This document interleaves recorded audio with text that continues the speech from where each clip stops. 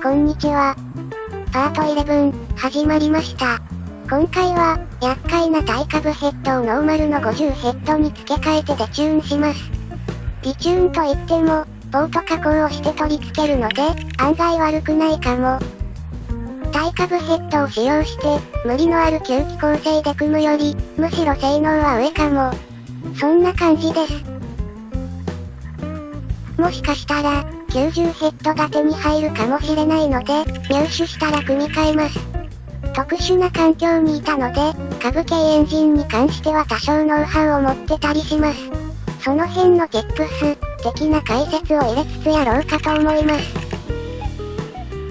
そうそう、チャンネル登録者数なんですけど、いつの間にか、100人を突破していました。ありがとうございます。これね、思ってた以上に嬉しいものでしたね。励みになるとか、動画でよく見かけますが、ほんまその通りなんやな、と。向上心的なものが生まれて、自分の中でいいサイクルができるので結構楽しいです。ということで作業に移ります。今回付け替えるヘッドです。パート6あたりで、ボアアップした時に外してそのままなので、一旦バラします。オイル交換もろくにされていなかったのでしょう。固形化したオイルがこびりついています。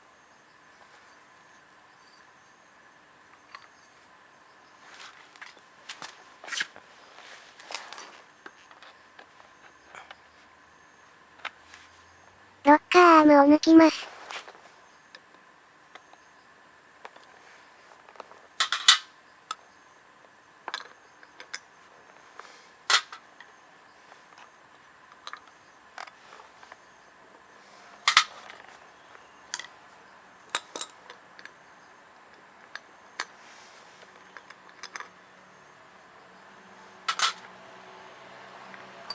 カムシャフトを抜きます。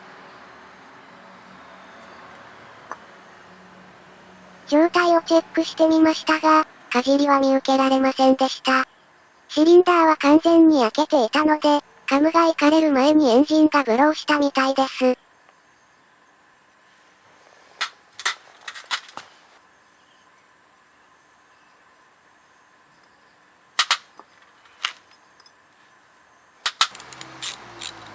プラグも外しておきます。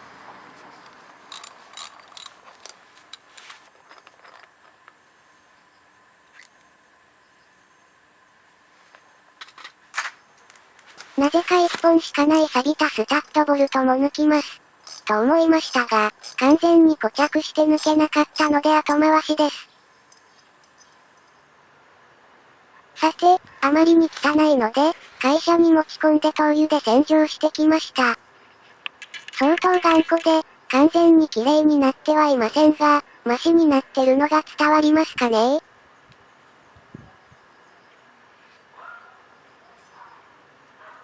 触っても、手が汚れない程度にはなったので、ポート加工していきます。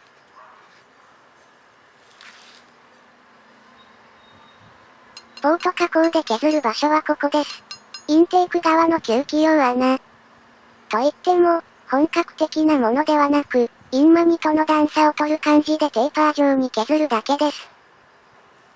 まずはじめに、どれくらい削るかを把握するためにマーキングしておきます。K の合うガスケットを取り付けて、マジックで塗りつぶすだけです。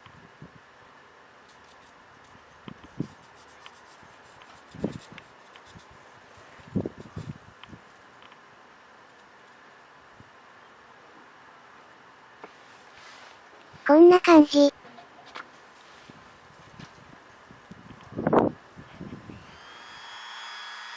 黒く塗ったところをバリバリやります。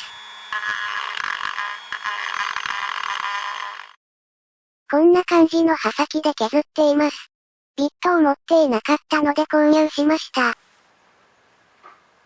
Amazon の安いやつです。普通に使える感じでした。テーパーを作りながら、徐々に拡大する感じで削っていきます。本来、オート加工をする際は、バルブを外して行うもの。ですが、スプリングコンプレッサーが手元にないので、つけっぱなしで削っています。まあ段付き修正に近いので問題ないでしょう。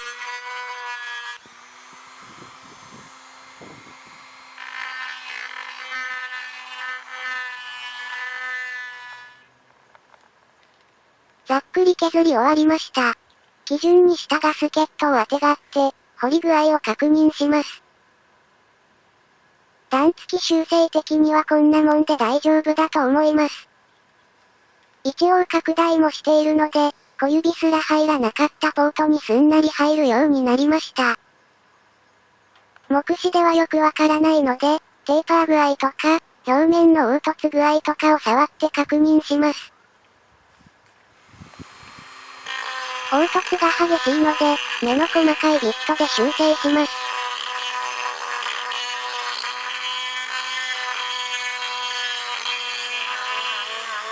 表面にならない程度の番手で一旦仕上げて確認します。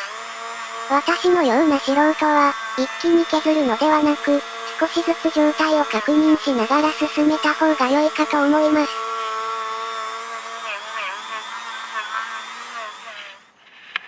とりあえずこんな感じです。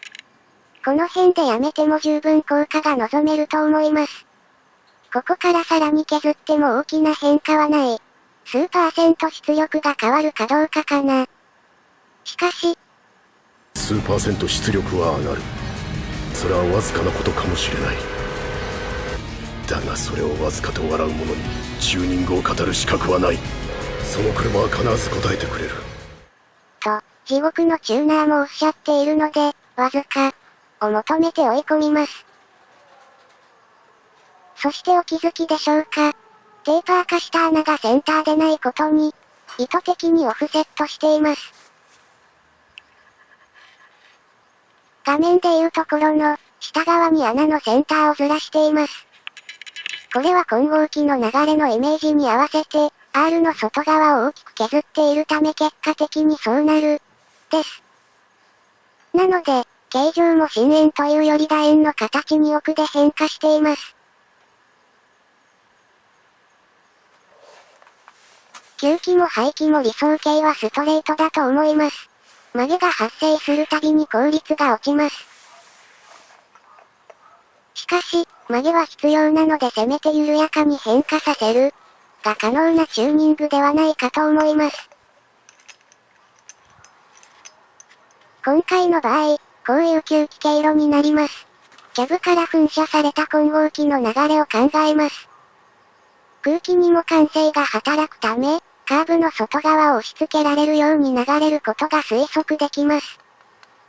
つまり、カーブ外側は内側より圧力が高くなり、流れが悪くなる。なので、外側を広げてやる。カーブの R を緩やかに削ってやる。のがいいのではないかと、考えて削っています。外側はストレートに近いテーパー。内側は R に近いテーパーでオフセットと燃焼室への侵入角度を変えています。ちなみに株1号機もポート加工してあります。バルブガイドぶっ飛ばした仕様で乗ってたら3000キロくらいで、轟音と共にブローしました。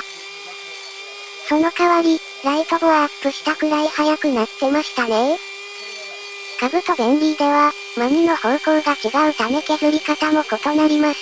流れ方に合わせた形状で削らないと意味が薄いです。灯油で洗った程度では、外観にまだボロさ感が残っているのでワイヤーブラシで研磨しておきます。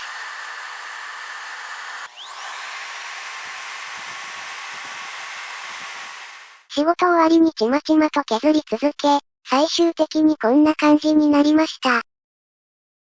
排気ポートの方は、トルクが落ちるリスクの方が高いため今回はとりあえずノータッチです。外観の方も、ちまちまとブラシでこすり続けてこんな感じになりました。だいぶマシになったかと思います。超めんどくさい作業です。最後に、固着して抜けないので放置していたボルトを抜きます。方法は、ガスバーナーで炙る。です。熱膨張を利用して、ネジ穴を拡大し、クリアランスを大きくしてから回す。ということです。前回アップ後から、ずっとラスペネを振りかけてトライしていたのですが全く効かず。で、最終手段になりました。注意点として、炙る場所と時間は大事かなと思います。炙る場所はネジ側。今回の場合、アルミのヘッド側を温めます。あとは時間。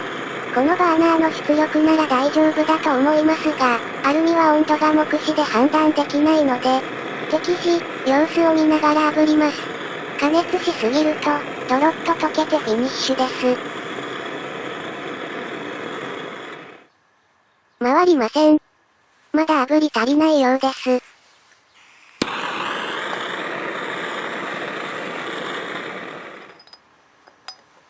作業を繰り返し、固着を解除できるところまで行けました。まだ渋いですが、なんとか回ってくれます。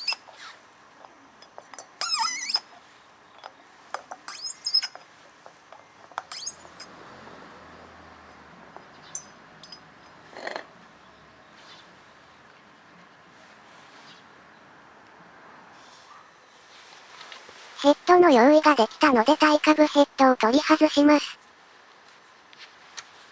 パート6で組んだ手順の逆を行うだけなのでサクサク進めます。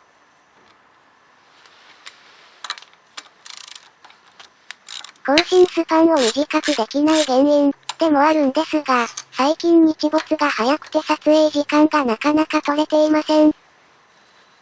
今回は照明を庭に取り付けて、撮影してみましたが、絵が暗く、細かいところが見にくい映像になってしまいます。撮影アングルの自由度もなくなる感じなので、更新スパンが長くなっても、日中作業しかなさそうです。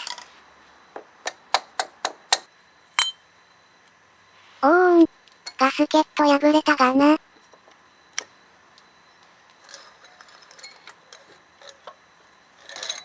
ヘッドが外れてくれました。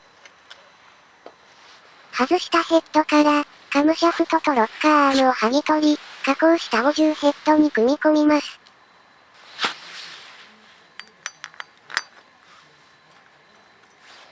適当にエンジンオイルを塗りたくっておきます。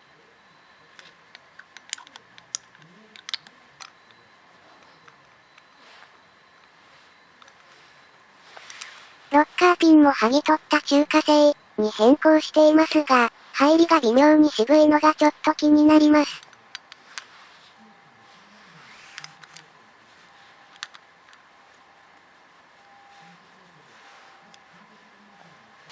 タペットカバーも凝ったものがついていたので続投です。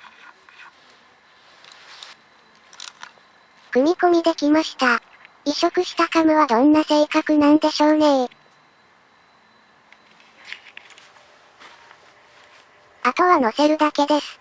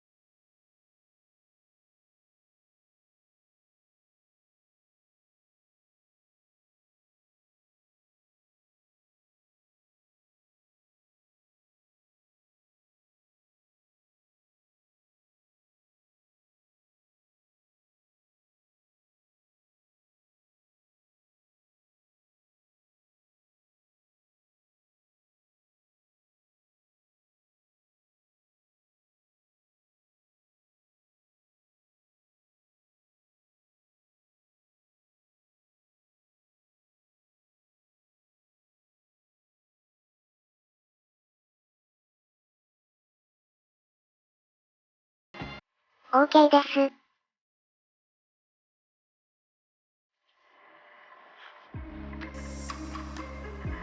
パート11はここまでです。ヘッドを微チューンする。